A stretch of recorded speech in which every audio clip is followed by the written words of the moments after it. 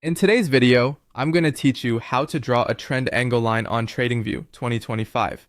By the end, you'll know exactly how to place a clean line on your chart and read its angle with confidence, which is great for judging the steepness of a move and comparing trends across different periods. First, go to your chart on TradingView. Open any symbol and time frame you're analyzing and make sure you can clearly see the price action you want to measure.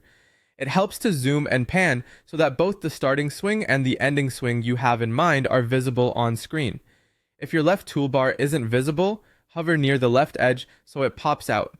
Keep in mind that angles on TradingView are visual measurements, so the chart scale matters. Switching between linear and logarithmic scales will change the angle you see. Next, click the trendline tool on the left toolbar. It looks like a diagonal line. If you're seeing a small menu with multiple drawing tools, choose the standard trend line. This tool is perfect for drawing a clean connection between 2 points, and TradingView will display the line's angle relative to the horizontal axis as you place it.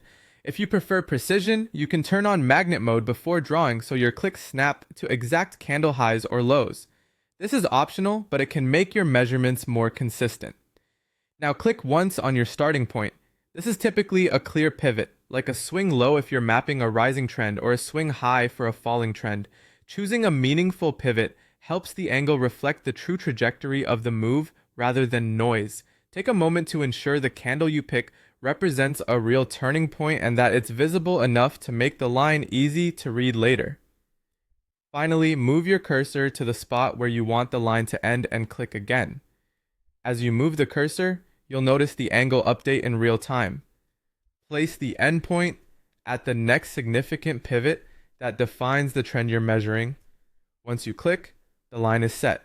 You can always click the line again to adjust either endpoint if you need to refine the angle, and the readout will update accordingly. If the angle seems off, double check your chart scale and zoom level, because changes there will affect the visual slope. That's it. You've gone to your chart, selected the trendline tool, set a precise starting point, and anchored your endpoint to measure the trend angle accurately. Practice on a few different symbols and timeframes to get a feel for how market structure and scale influence the angle you see.